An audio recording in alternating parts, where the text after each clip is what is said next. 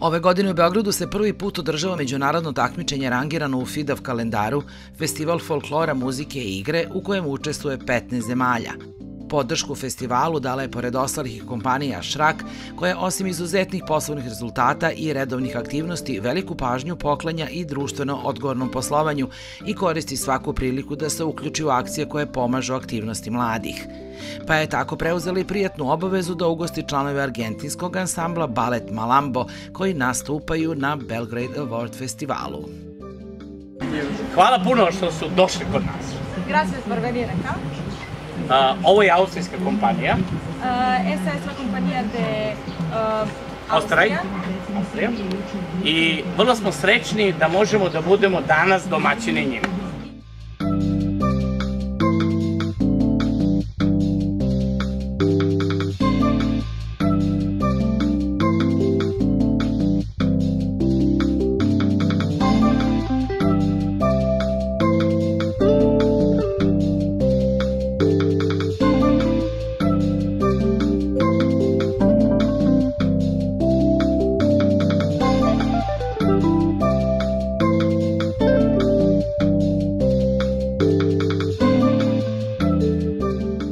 Srećan sam da smo danas kao Šak Tehnik firma ovde u Beogradu domaćini jednoj grupi iz Argentine. To je plesna grupa koja učestvuje na festivalu Belgrade Award i ja se nadam da im je prijatno danas kod vas. Pokušali smo da ih ugostimo maksimalno i nadam se da će oni sad nama to vratiti jednim pravim plesom, gde ću se ja sa svojim zaposlenima potruditi da naučim jedan deo plesa koliko nam uspe.